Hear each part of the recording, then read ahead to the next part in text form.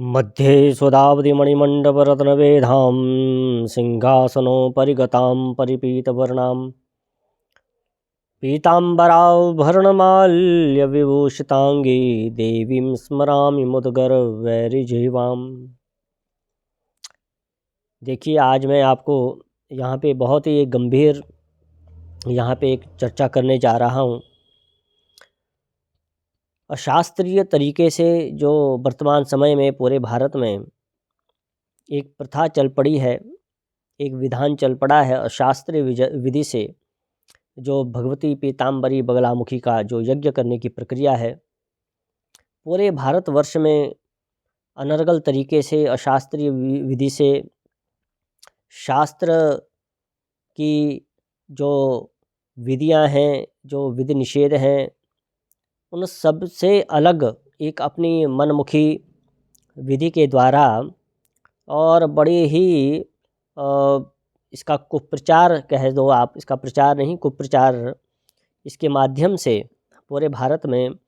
भगवती पीताम्बरी बगलामुखी की जो श्रेष्ठतम एक यज्ञ की प्रक्रिया है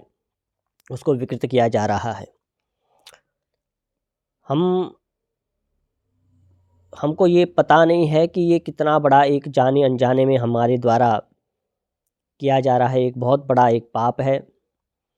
और जिसके परिणाम भी बहुत गंभीर होंगे। वर्तमान समय में दुर्भाग्यवश पूरे भारत में देखिए, पहले तो हमको पता ही नहीं है कि भगवती पीताम्बरी बगलामुखी आखिर इसका जो स्वरूप है क्या है, इसकी विधि क्या है और इसकी संपूर्ण साधना कैसे संपन्न की जाती है, इसकी साधना के उपरांत जो पूजा यज्ञ अर्चन, इसकी जो मंत्र इत्यादि की जो विधाएं हैं वो क्या है। आज भारत में जो सिद्धपीठ के रूप में जो भगवती पीताम्बरा के जो पीठ हैं, चाहे दतिया हो, नलखेड़ा हो, बनखंडी हो,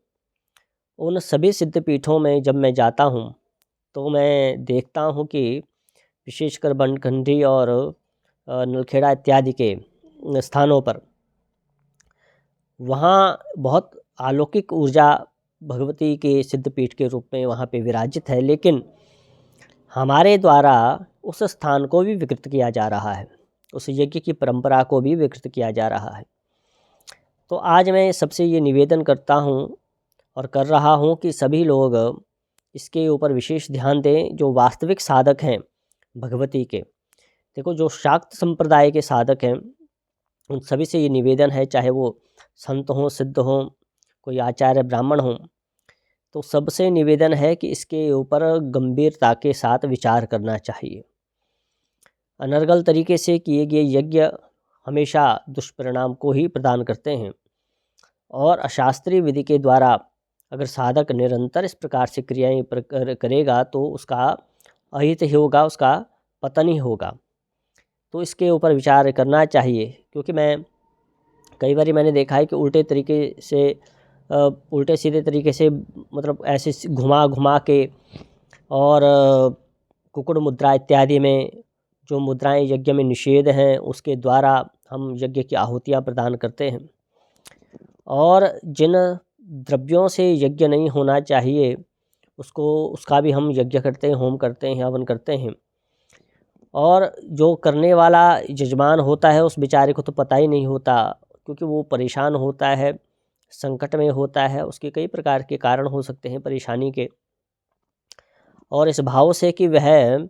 अपने समस्याओं का निदान करा रहा है और संकटों को दूर कर रहा है, लेकिन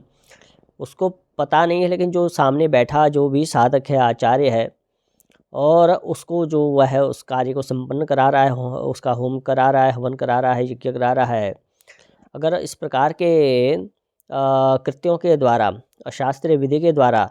इस उटपटांग से हरकतों के द्वारा इस प्रकार से अमर्यादित तरीके से अगर हम यज्ञ इत्यादि को संपन्न करेंगे भगवती पीताम्बरा बगलामुखी के, तो उसका पतन होगा ही होगा। आज भले ही उसको तत्क्षण कोई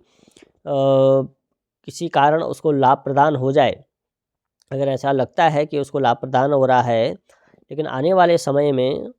कुछ समय के बाद बहुत ही बड़ा उसके जीवन में संकट व्याप्त होगा, जो कर रहा है और जो करा रहा है। जो करा रहा है उसका दोष नहीं है, क्योंकि उसका विश्वास है सामने जो जिससे वो करा रहा है, जिस भी आचार्य से। तो आचार्य लोगों को बहुत सावधानी के साथ, क्योंकि देखो प्राचीन काल में इस प्रकार की विधाएं नहीं थी, ये कुछ ही सालों में इस प्रकार से विधाएं प्रकट हुई हैं मनमुखी तरीके से।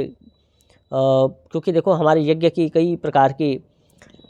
जो श्रोत्र यज्ञ हैं और स्मार्त यज्ञ हैं, 2 प्रकार के यज्ञ होते हैं। ये एक लंबा चौड़ा विधान है कि इसके ऊपर मैं फिर से कभी विस्तार पूर्वक वीडियो बनाऊंगा। लेकिन ऐसे अमर्यादित तरीके से कहीं भी हवन कर लो, किसी भी पात्र पे हवन कर लो, किसी भी सामग्री के द्वारा हवन कर लो, और बिल्कुल कुक्कुट मुद्रा में बैठकर हाथ घुमा घुमा कर, और जो होम की जो मुद्राएं हैं उनको छोड़कर अलग अलग तरीके से हवन में आहुति प्रदान की जाती है, आहुति फेंकी नहीं जाती,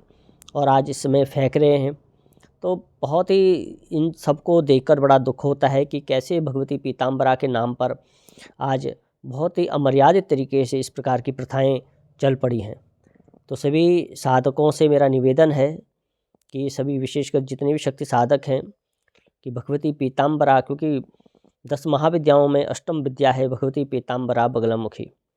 तो बहुत ही सिद्ध इसके मंत्र हैं, बहुत ही शीघ्रता से ये कार्य भी करती है, लेकिन उतनी ही शीघ्रता से ये साधक का पतन भी करती है। तो बहुत सावधानी से इसका विचार करें, जिससे अपना भी कल्याण हो और जजमान परिवार का भी कल्याण हो, जजमान का भी कल्याण हो, और हमारी सनातन धर्म की ये जो उच्चतम एक साधना है ये विकृत ना हो, जिससे धर्म की भी हानि ना हो। जय माई की, हर हर महादेव।